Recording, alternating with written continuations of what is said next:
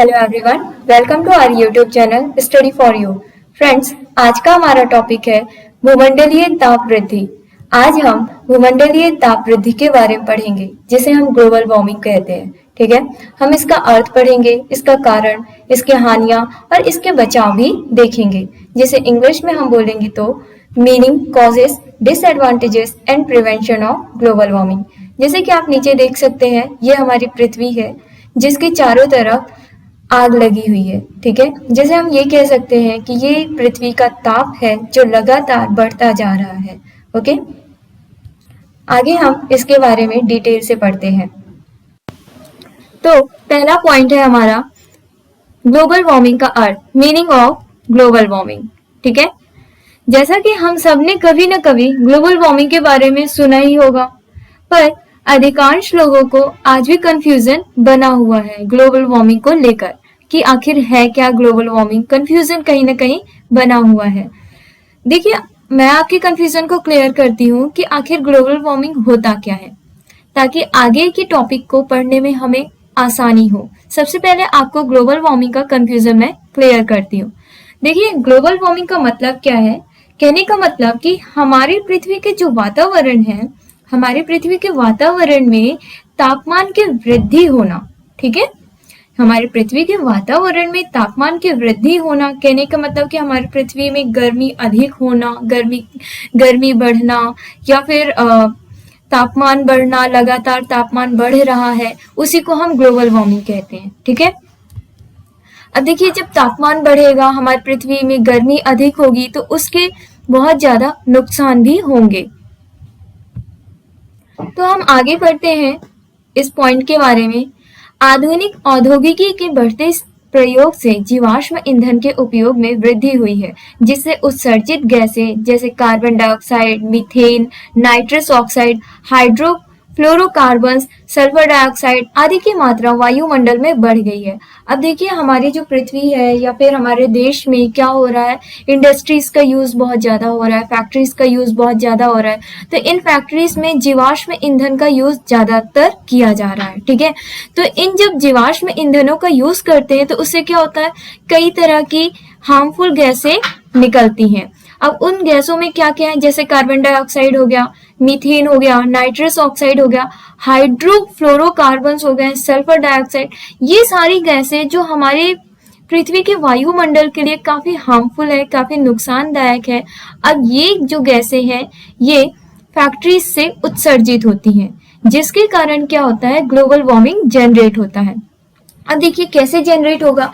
ये गैसें पृथ्वी से बाहर जाने वाले उष्मीय विकिरण को अवशोषित कर लेते हैं, जिससे पृथ्वी के तापमान में वृद्धि हो जाती है। इसे ही ग्लोबल वार्मिंग कहते हैं। कहने का मतलब कि ये जो गैसें हैं, इन सारी गैसों को, ये जब गैसें निकलती हैं, हमारे वायुमंडल में फैलती हैं, तो हमारी पृथ्वी का जो वायुमंडल होता है वो इन गैसों को एब्जॉर्ब कर लेता है, अवशोषित कर लेता है, जिसके कारण ये गैसें पृथ्वी के बाहर नहीं जा पाती। और जब पृथ्वी के बाहर नहीं जा पाती है तो ये पृथ्वी के अंदर ही इसके तापमान में वृद्धि करने लगती है। तो जो तापमान का वृद्धि होता है, पृथ्वी के अंदर गर्माहट होती है, गर्माहट बढ़ती जाती है, जिसके कारण ग्लेशियर्स ये सारे पिघलने लगते हैं। ओके, तो मेन क्या है ग्लोबल वार्मिंग? पृथ्वी के तापमान को बढ़ाना। सिंपल, इसका यही मतलब है कि ग्लोबल वार्मिंग क्या है, पृथ्वी के तापमान में बढ़ोतरी होना ही ग्लोबल वार्मिंग है। अब देखिए, हमारे जब तापमान में वृद्धि होगी तो इससे कई चीजें होंगी, बहुत सी चीजें होंगी। ठीक है, तो उसी को हम आगे स्लाइड में पढ़ेंगे। तो पृथ्वी के तापमान में वृद्धि हो जाती है, इसी को हम ग्लोबल वार्मिंग कहते हैं। आई होप आपको ग्लोबल वार्मिंग अच्छे से समझ में आया हो। तो आगे चलते हैं।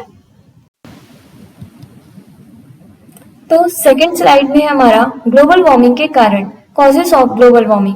आखिर इसके कारण क्या है, क्यों ग्लोबल वार्मिंग हो रहा है, क्यों हमारी पृथ्वी का तापमान इतना बढ़ रहा है और क्यों हमें इतनी दिक्कतें आ रही हैं। तो उसका सबसे पहला पॉइंट है कि पेड़ों का कटना। ठीक है, डिफॉरेस्टेशन। डिफॉरेस्टेशन एक सबसे बड़ा रीजन है ग्लोबल वार्मिंग का, जिसे हम ये कह सकते हैं कि हमारे पृथ्वी में वृक्षों का काटना ही डिफॉरेस्टेशन कहलाता है।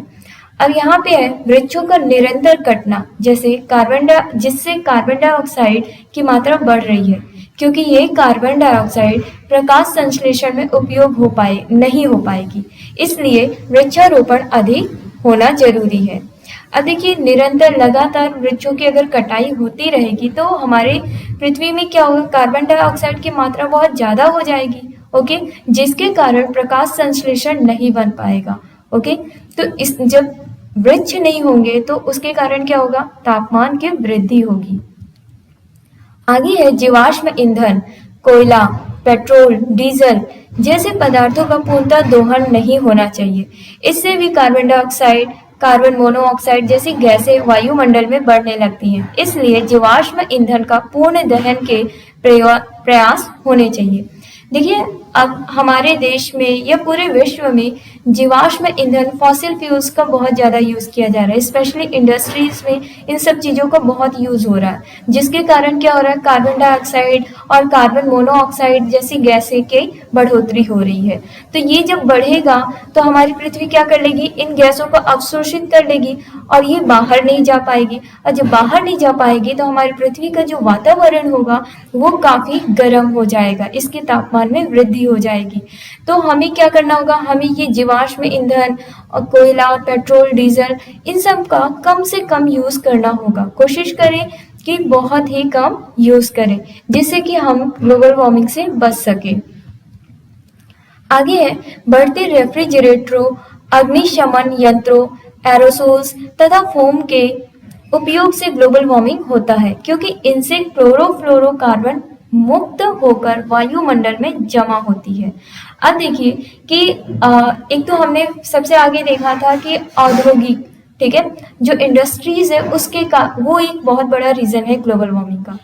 तो इंडस्ट्रीज में टेक्नोलॉजीज बनते हैं नए नए, जैसे कि यहाँ रेफ्रिजरेटर एक बहुत बड़ा रीजन है ग्लोबल वार्मिंग का, एसी हो गया, एरोसोल्स हो गए, अग्निशमन यंत्र, ये सारे एक बहुत बड़ा रीजन होते हैं, बहुत ज़्यादा ये ग्लोबल वार्मिंग फैलाने में हेल्प करते हैं। जिससे कि अब ये जो रेफ्रिजरेटर्स हैं, एसी है, इन सब से क्या होता है, क्लोरोफ्लोरोकार्बन गैसें निकलती हैं जो हमारे वायुमंडल में जाके जम जाती हैं। और जब वो जम जाती हैं और वो बाहर नहीं निकल पाती है तो हमारी पृथ्वी का तापमान में वृद्धि होती है। ओके, आगे है अनेक जैविक प्रक्रियाओं जैसे बर्फ का पिघलना, पदार्थों का सड़ना, जीव जंतुओं की मृत्यु के पश्चात सड़ने की प्रक्रिया से, खेतों में होने वाली जैव प्रक्रियाओं से, कूड़े कचरे के ढेर में होने वाली रासायनिक क्रियाओं से ग्लोबल वार्मिंग होती है। कहने का मतलब ये है कि हमारी पृथ्वी में जब गर्माहट ज्यादा होगी, तापमान में वृद्धि होगी, तो उससे क्या होगा, बर्फ का पिघलना बनेगा। ठीक है, जब बर्फ पिघलने लगेंगे और पदार्थ सड़ने लगेंगे, जो जीव जंतु मर गए हैं वो सब सड़ने लगेंगे, तो इससे क्या होगा, खेतों में जो जैविक क्रियाएं होती हैं, ठीक है, उन सब से या फिर कूड़े कचरे से एक केमिकल रिएक्शन होगा और केमिकल रिएक्शन होने के बाद ग्लोबल वार्मिंग जनरेट हो जाएगी। आगे है खेतों में डालने वाले रासायनिक खाद में पेट्रोल व डीजल से चलने वाले वाहनों से नाइट्रोजन डाइऑक्साइड बनती है। अब देखिए कि जो हमारे खेत में फर्टिलाइजर्स डाले जाते हैं, खाद डाले जाते हैं जो कि केमिकल से बने होते हैं, ओके, ये हमारे एनवायरनमेंट के लिए भी अफेक्टेड होते हैं, काफ़ी ज़्यादा बुरा प्रभाव पड़ता है जो केमिकल से बने हुए खाद होते हैं। और दूसरा है पेट्रोल, डीजल, इन सब से क्या होता है, नाइट्रोजन ऑक्साइड गैस बनती है जो कि हमारे पृथ्वी के वातावरण को काफ़ी प्रभावित करती है और जिससे ग्लोबल वार्मिंग भी होता है। फिर अगला पॉइंट है कि हम ग्लोबल वार्मिंग से बचाव कैसे करें, प्रिवेंशन ऑफ ग्लोबल वार्मिंग, आखिर इसके बचाव क्या क्या है। पहला पॉइंट है जीवाश्म ईंधन का संपूर्ण दहन हो। सबसे पहला रीजन है कि भाई जो फॉसिल फ्यूल्स है, पेट्रोल, डीजल, कोयला, ये सारी चीजों का यूज करना एकदम से रोक दिया जाए। दूसरा है क्लोरोफ्लोरोकार्बन को पूर्णतः रोक लगे। तीसरा है जैविक खादों का प्रयोग बढ़ाते हुए रासायनिक खादों का प्रयोग बंद हो। ऊर्जा के स्रोत सौर ऊर्जा, बायोगैस का उपयोग करना चाहिए। अब देखिए कि यहाँ पे थर्ड पॉइंट में जैविक खादों का प्रयोग बढ़ाएं और रासायनिक खादों का प्रयोग बंद करें।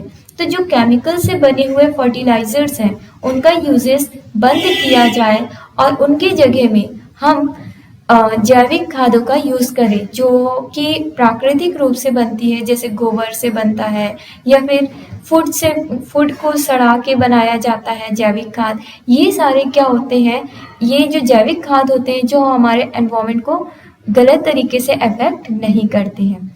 फोर्थ पॉइंट है ऊर्जा के स्रोत, जो जैसे कि सौर ऊर्जा हो गया, बायोगैस हो गया, इन सब का उपयोग करना चाहिए।